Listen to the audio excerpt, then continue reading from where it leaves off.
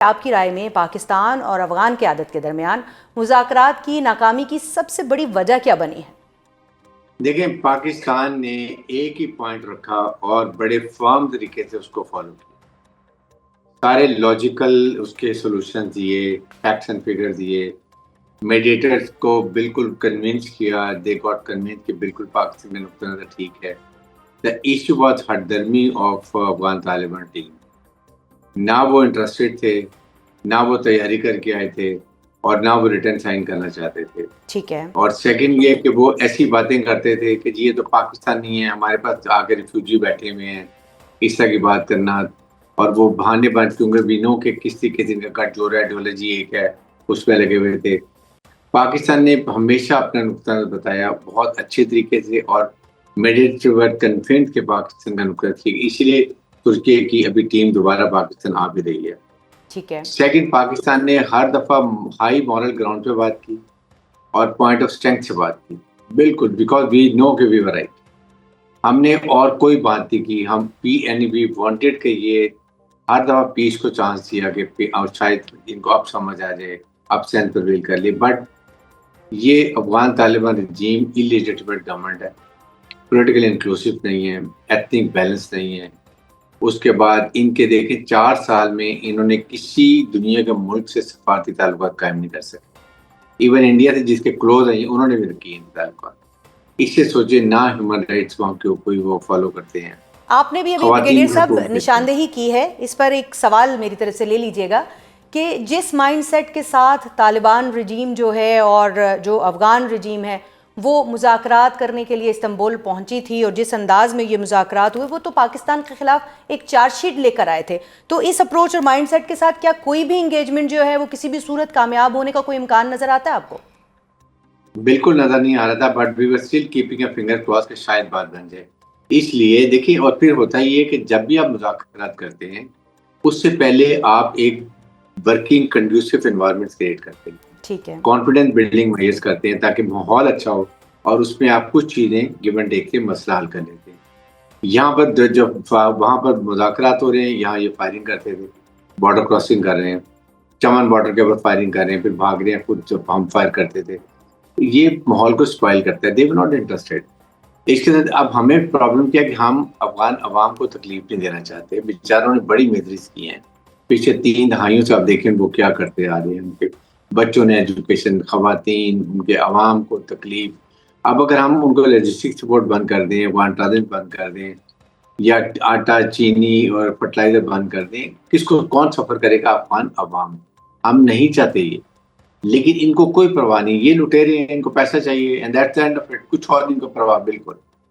इसलिए मैं ये कहता हूँ अब बिल्कुल अब बिल्कुल इसके बाद ब्रिगेडियर साहब, अभी और भी जिस वक्त जो एकदम से जो है जब अफगान रिजीम चेंज हुई थी और उसके बाद हमने देखा कि वहाँ पर कितनी जो है वो इंसानी हकूक़ की खिलाफ वर्जियाँ हो रही थी, वहाँ पे इंसानी मसाइल जो है वो जन्म ले रहे थे, उसमें पाकिस्तान ने बहुत बड़ा किरदार अदा किया। यहाँ पर कॉन्फ्रेंसेज हो रही थी, उनके लिए पैसे जमा किए जा रहे थे और उनको हेल्प आउट किया जा रहा था। लेकिन हम यहाँ पर देखते हैं कि अफगान तालिबान पाकिस्तान पर अफगान महाजरीन की वापसी में गैर शफाफियत का कभी इल्ज़ाम लगाते नज़र आते हैं, कभी महाजरीन की आड़ में दहशतगर्दों को अफगानिस्तान भेजने का मुज़िका खेज़ बयान जो है वो उनकी तरफ से और इल्ज़ामात जो हैं उनकी बौछार दिखाई दे रही है। तो ये भारतीय सरपरस्ती की तरफ इशारा नहीं करता तो और क्या करेगा? और फिर इस सूरत में आगे बढ़ने का क्या अमल हमें दिखाई देता है? देखिए, अब यही है ना कि आप एक हमारे हमसाया हैं, पाकिस्तान से आपके बॉर्डर मिलते हैं, परमानेंट बॉर्डर है, चेंज होने वाला नहीं है। हमारे आपसे दीनी ताल्लुक भी है, कल्चरल ताल्लुक भी है, दोनों तरफ पश्तून्स हैं, दोनों तरफ इंटर मैरिजेज हैं। हमारे पाकिस्तानी पश्तून जो उधर अफगान पश्तून्स हैं, दे डोंट रियलाइज कि इससे क्या तकलीफ होंगी। लेकिन प्रॉब्लम ये है कि इनको कोई फिक्र नहीं है जी। ये वो हिट एंड रन वाले लोग हैं, आए रेम्बुश किया भागे। इनको आपको हुकूमत चलानी नहीं आती है। अब इसके बाद हमने अभी भी पूरा चांस है कि पीस को चांस दें हम, लेकिन what all we can do. अभी भी स्टेज पर अभी देखें, अभी 1-2 दिन के अंदर आ रहे हैं, तुर्की की टीम आ रही है, बड़ा हाई डेलीगेशन, उनके फॉरेन मिनिस्टर हैं, उनके इंटीरियर, उनके डिफेंस मिनिस्टर हैं, उनके इंटीरियर मिनिस्टर हैं, उनके इंटेलिजेंस चीफ आ रहे हैं और पाकिस्तान के साथ डिस्कस करेंगे। फिर they might talk to one Taliban regime. Iran ने पेशकश कर दी है फॉर्मल ब्रिगेडियर साहब, पाकिस्तान तो पहले भी ईरान की भी सुन रहा था, तुर्की की भी सुन रहा था, और भी जो ममालिक सालसी के लिए किरदार अदा कर रहे थे, चाहे कतर हो, उन सब की सुन रहा था। लेकिन ये ममालिक हमसे बात करेंगे, इनके वफूद यहाँ आएंगे, हमसे बात कर लेंगे, उसके बाद अफगानिस्तान जो है वो रिलायबल नहीं है। वो बात पे अगर आ भी जाता है, सुन भी लेता है, अगर वो एग्री भी कर लेता है, तो फिर उसकी रिलायबिलिटी जो है उसके ऊपर यकीन नहीं किया जा सकता। तो इस सूरत में क्या हमारे सालिस जो हैं वो इस सारे मामलात को समझते हैं इस अंदाज में? देखिए, वो समझते हैं तभी वो तुर्की की टीम आई है जी। कतर की टीम समझ रही थी। अभी भी जब ये आए यहाँ पर ज़ाहिर करके देन ये माइट को अगेन एक कोई सेशन चले। पाकिस्तान ने तो अभी भी कहा जब तक सीज़फायर टेम्परेरी मेंटेन है we will not react, we want कि किसी तरीके से हो जाए, बिकॉज हमारे इंटरेस्ट में है। India will be most happy अगर पाकिस्तान और अफगानिस्तान में लड़ाई होती है।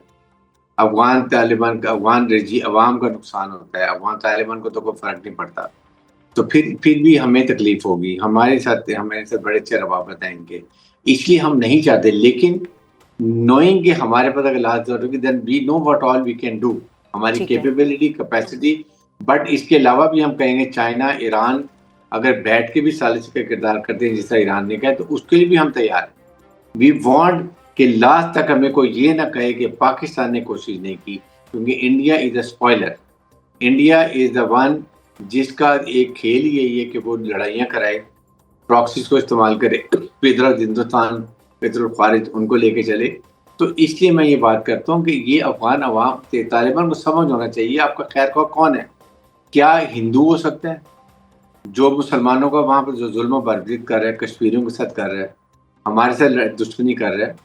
आप कहते हैं मैं हम इस्लाम के ठेकेदार हैं, तो फिर आप कौन सी इस्लाम की बात करते हैं?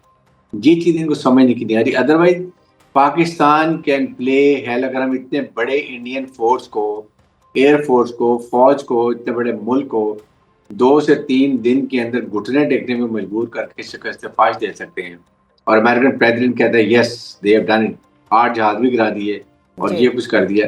तो अफगानिस्तान क्या है? नथिंग, ना फौज, ना ट्रेन फौज, ना उनका वेपन एमुनिशन, सिर्फ ये वो है बंच ऑफ जो इनके ये टेररिस्ट हैं जो आते हैं, फायर करते हैं, भाग जाते हैं। व्हेन वी हमने 22 पोस्टें कैसे कब्जा कर ली थी। So they should still understand कि we can do it but we don't want it. Otherwise तौर में वाकई जो डिफेंस मिनिस्टर का वाकई छुपते फिर रहे होंगे, लेकिन अफगान अवाम को तकलीफ होगी। इनको ये तुर्किया के वजीर दाखिला, वजीर दिफा और इंटेलिजेंस चीफ पाकिस्तान के दौरे पे आ रहे हैं। अभी आपने उनका जिक्र भी किया है। वो पाकिस्तान की जो इंटेलिजेंस चीफ हैं और पाकिस्तान की जो क़यादत है उनके साथ बात करेंगे, लेकिन क्या पैरेलल अफगानिस्तान के साथ भी कोई ममालिक बात कर रहे होंगे जो उनको भी ये बात समझा रहे हों कि किस तरह से जो है वो मामलात को आगे लेकर बढ़ना है? देखिए, आई थिंक ईरान ने एक जो बात की है, ईरान ने सेट तो पाकिस्तान का बिल्कुल जो मोस्ट, तो Iran should be parallel because Iran का सबसे ज़्यादा इन्फ्लुएंस जो है वो पाकिस्तान के अलावा वो है ईरान का, बिकॉज नॉर्दर्न कमांड, नॉर्दर्न जो एरियाज उनका है, जिसमें उज़्बेक, ताजिक, हज़ारा जी सारे जितने आमिर शाह मसूद का बेटे हैं वो सब देयर पार्ट, और वहाँ इनका कंट्रोल नहीं है। तो ये वो उनको कंट्रोल करके भी समझा सकते हैं, लेकिन मेक देम अंडरस्टैंड। बिकॉज देखें ये अफगान तालिबान रजीम जो है ये सारे पश्तून हैं, 42% है, तो बाकी तो एथनिक बैलेंस है ही नहीं। और यहाँ पर सारे जो हमारे सदर्न साइड पे हैं, जहाँ आप ले कंधार, काबल ले लेगी, सारे पश्तून हैं, तो यहाँ पर इनका कंट्रोल है, लेकिन बाकी जगह पे कोई कंट्रोल नहीं है। तो ये बहाना भी नहीं लगा सकते कि ये टीटीपी हमारे कंट्रोल में नहीं है, ये फर्ज है हमारे पास, हिंदुस्तान हमारे कंट्रोल में नहीं। सब कंट्रोल कर सकते हैं। इनकी आइडियोलॉजी एक है, ये एक दूसरे को सपोर्ट कर रहे हैं, इनका रहना जीना एक है। बट वन थिंग, आखिरी नोट पे ये बताइएगा कि 20 खारिज आज भी जहन्नुम वासिल किए हैं हमारी सिक्योरिटी फोर्सेस ने, तो ऐसी सूरत में जब एक तरफ दहशतगर्दी जारी है और जो मौजूदा इस वक्त सूरत हाल डेवलप हो गई है मुज़ाकरात को लेकर, तो आप क्या मुस्तकबिल देख रहे हैं मुज़ाकरात का? देखें, अगर तो जिस तरीके से बातचीत हो रही है, पाकिस्तान बहुत तहम्मुल का मुजाहिरा रखता है। अगर टर्किश टीम आई है, उसके बाद ईरान ट्राई करता है, वी विल स्टिल वेट। लेकिन अगर जहां से क्रॉस बॉर्डर टेररिज्म होगी, we will go for it. हम अब अगर क्रॉस बॉर्डर को वायलेशन होती है, we will not wait it. हम उधर अपना ऑपरेशन रखेंगे, अगर मुज़ाकरात करने करते रहें, जब जहां कामयाब होंगे will stop it. So this is what is the policy, hard state, new normal. This is a Pakistan established here and we will ensure it is maintained properly.